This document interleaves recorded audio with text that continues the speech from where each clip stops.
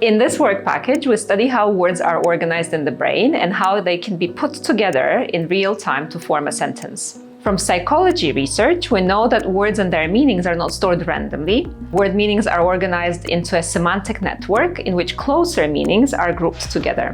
Here is a piece of that network related to pets. So can we know more about how this network is supported by the brain?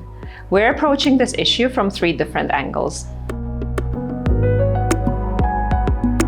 First of all, we examine the changes that might happen in your semantic network across the lifespan. For instance, what happens when, growing up, your semantic associations change?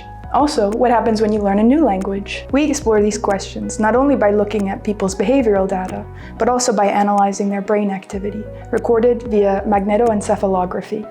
In our second line of research, we use computational models to understand which words are critical for a given person's semantic network. For instance, what will happen if, because of a brain injury, you lose the meaning of a word, say, pet. Could you still recover the meaning for the word dog? For this kind of research question, we need very high temporal and spatial resolution.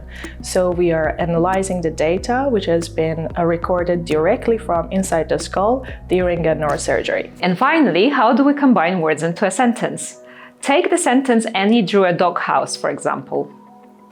In sentences, position of words relative to each other matters and impacts how that sentence is interpreted. A doghouse is not the same thing as a house dog. So how is the word's position in a sentence maintained by the neurons in the brain? We will use magnetoencephalography, or MEG, to investigate how sentences are processed in real time, while a participant is listening to a sentence or reading them on the screen. Perhaps surprisingly, we can learn more about this process by studying sleep, because it is in sleep that this information obtained during wakefulness is reactivated and repackaged for long-term storage.